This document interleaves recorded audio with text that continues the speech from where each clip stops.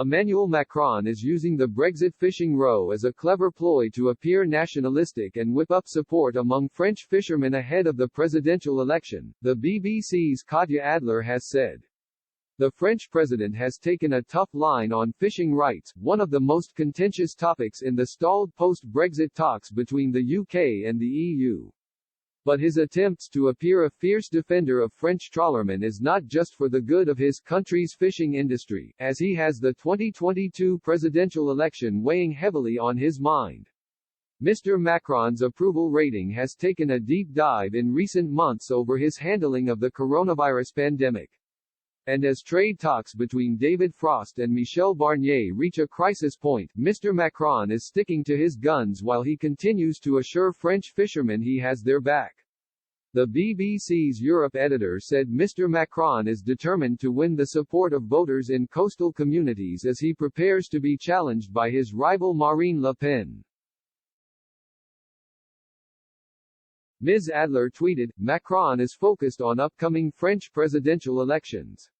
His main rival, a nationalist Eurosceptic.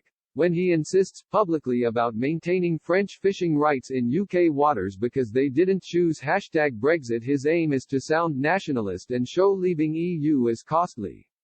Mr. Macron is under growing pressure from fishermen in his country to fight their corner in the trade dispute.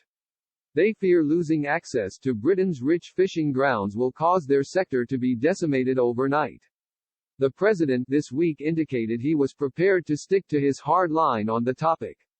He said he would not stand by and watch European fishermen thrown under the bus for a free trade deal with Britain. He said, "Under any circumstance, our fishermen should not be sacrificed for Brexit. If these conditions are not met, it's possible we won't have a deal. If the right terms can't be found at the end of these discussions, we're ready for a no deal for our future relations."